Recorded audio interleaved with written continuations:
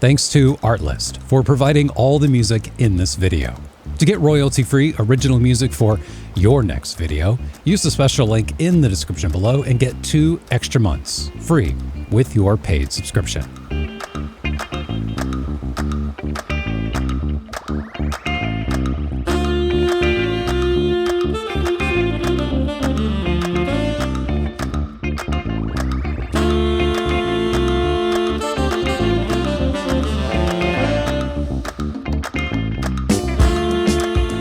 A couple of hours ago, I checked into where I am going to be staying this evening, and that is in this lovely little red cabin here at the Kerlingarfjoll Mountain Resort. Now, to call this a resort is a bit of a stretch. This may be one of those kind of lost in translation English language kind of things, but it's definitely not a resort. This is, it's quite rustic. There are just a number of very simple, basic cabins that you can rent out here. There's also a grass field here where some people pop up tents and they have like camper vans and things like that, and they stay here. But the one thing that I guess is kind of resorty about it is the fact that it does have a cafeteria where they serve breakfast, lunch, and dinner, which is really nice because this place is rather remote, and unless you happen to bring food with you, well, you're kind of out of luck if you don't bring anything. So it's nice that that there's at least something here to eat, you know, in between hiking around all these peaks, hiking around all the hiking trails that are here. And well, to be honest, after doing some photography earlier this morning up in the geothermal area, I checked in and I brought my bags in. I thought, you know what, I'm just gonna hang here for a minute. I'm just gonna like check my phone and like do something. And well, that was a couple of hours ago. I ended up falling asleep. I think I was more tired than I realized. But anyway, so I took a nap and I'm feeling pretty good, feeling optimistic about the rest of the day. The weather's nice, it's great. It's just very sunny. Hopefully some more clouds will start to come in a little bit later. And hopefully some of my predictions about where the sun is going to be relative to some of the things I want to shoot end up panning out, end up being true.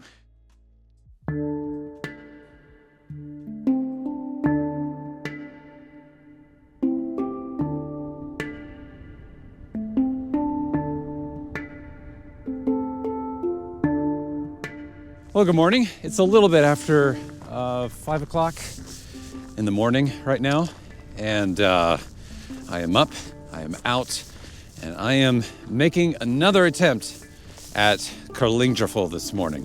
I'm the only one here.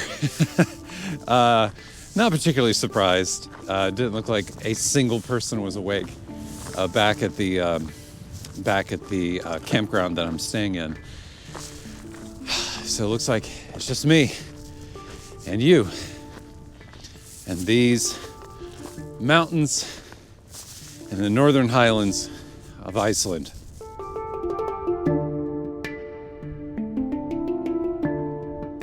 As you can see over here behind me, the sun is starting to come up over that hillside back there. And that is directly in line with this valley.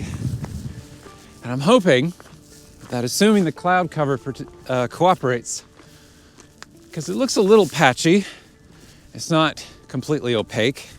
There's some openings in there. I'm hoping that we'll get some dappled light, perhaps, some softer light shining down into this incredible geothermal area down in here, and be able to get some good shots this morning.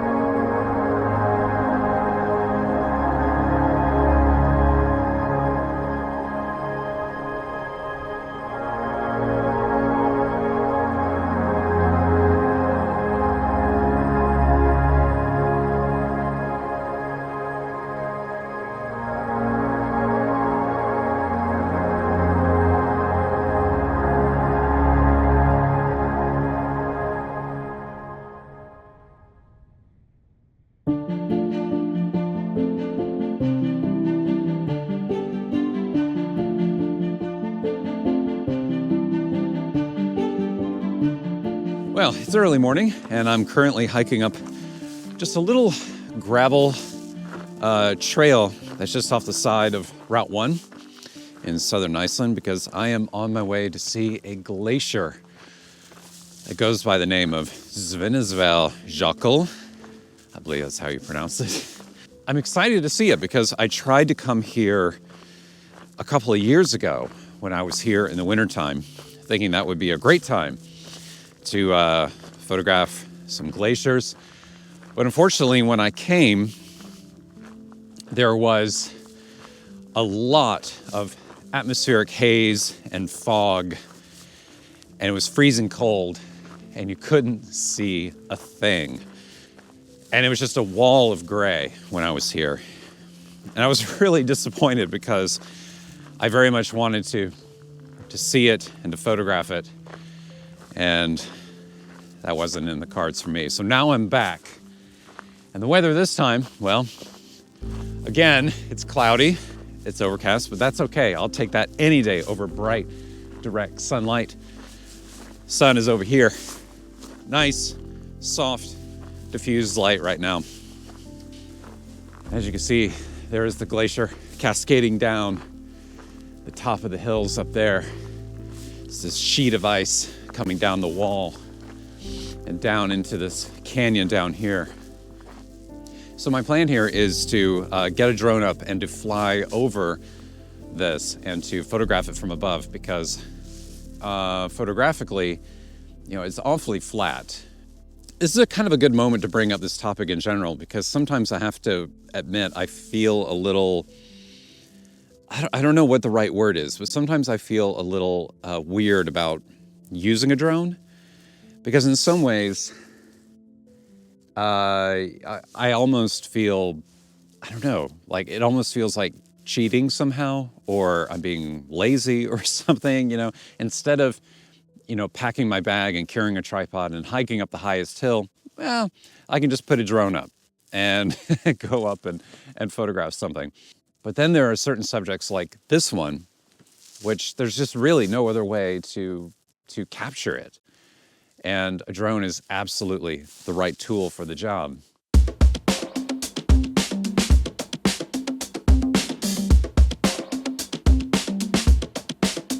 Wow. This is so awesome. I'm so pleased. I kind of lucked out on the weather. It's cloudy, it's overcast, it's not windy at all. There's like barely any wind, which is really strange for Iceland actually, which means that I'll be able to fly a drone. The light is good. I feel like the conditions are just right to be doing some aerial photography here today and trying to get some top-down shots this way with the hope of, kind of creating some images that are a little, I guess you could say a little more two-dimensional, a little more abstract, images that fill the frame, where you're focusing more on line and geometry and pattern as opposed to depth. Like it's the opposite of depth. Like you're just looking straight down like a pancake like that. And creating an image that, fills the frame this way, edge to edge, as opposed to, like a three-dimensional landscape image like that. That's what I have in my mind, at least. I don't know. I could get the drone out there and totally change my mind and do something different, but that seems to me like the way to go. So at least that's where I'm going to start. So let's get the drone up.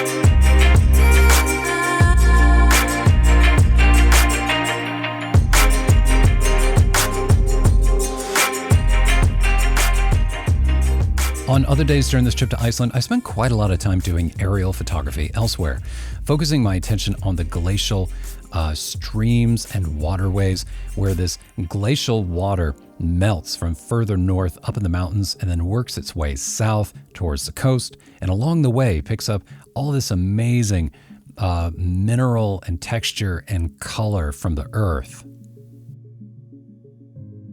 I have a ton of images just like these to sort through and to edit. I mean, it's probably going to take me a while to create a collection of images from these. But for this particular video, I wanted to share with you at least a few of them so you could see some of the other aerial photography that I did on this trip.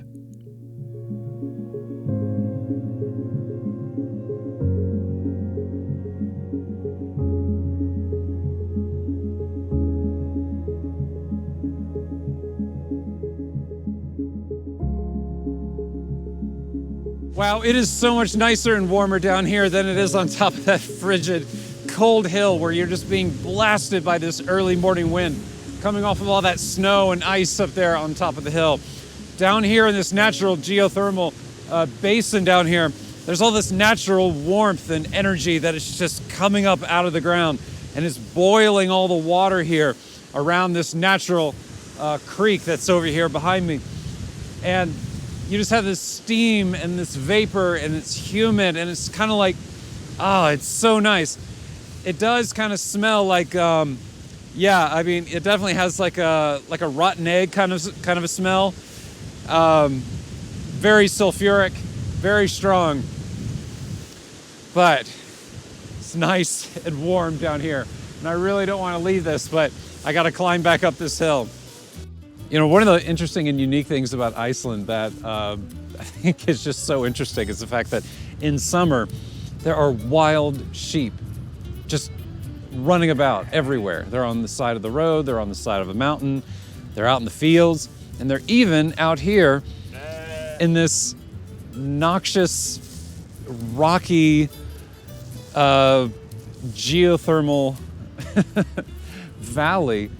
What was I saying? Yeah. So it almost seems to me that like the sheep that are closer to the main areas like Route 1 and all that, they don't care. Like they just stand on the side of the road and they look at you and they're just like, yeah, you don't scare me at all.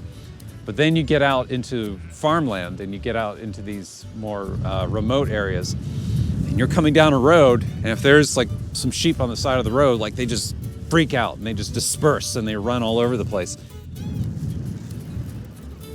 Man, now those sheep are just leaving marks all over the side of that hill right there. Come on, take the path. Don't come. No. It's like footprints in sand dunes, except I have sheep prints.